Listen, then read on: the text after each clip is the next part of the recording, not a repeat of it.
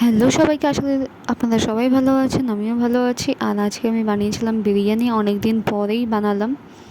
তো যেটা আমার সবথেকে বাজে লাগে বিরিয়ানির মধ্যে সেটা হচ্ছে পেঁয়াজ কাটা। এই বেরেস্তা বানানোর জন্য পেঁয়াজ কাটতে আমার একদমই ইচ্ছা হয় না। আর আমি বিরিয়ানিটা ঠিক এইভাবেই বানাই। আর চিকেনে যেমন নর্মাল মশলা দেয় সেগুলো দিয়েই আমি বানিয়েছিলাম। তোমরা কীভাবে বিরিয়ানি বানাও প্লিজ কমেন্টস করতে ভুলো না। আর আমার ভিডিও যারা দেখো তাদেরকে অনেক অনেক থ্যাংক ইউ। আর আমার ভিডিও ভালো লাগলে একটা লাইক করে দিও। আর তোমরা কীরকম টাইপের ভিডিও দেখতে চাও সেটা আমাকে কমেন্টস বক্সে জানাতে পারো। আর এই ছিল আজকের মেনু। যাই হোক, চলো তোমরা দেখতে থাকো আর আমি খেতে থাকি।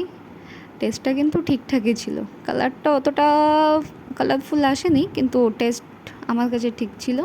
তোমরাও ওইভাবে বানিয়ে দেখতে পারো আমার মতো। আর আমি কিন্তু কলকাতা স্টাইলের বানাই, পুরো একদম আলু ডিম সমেত। চলো দেখা হচ্ছে নেক্সট ভিডিওতে, বাই।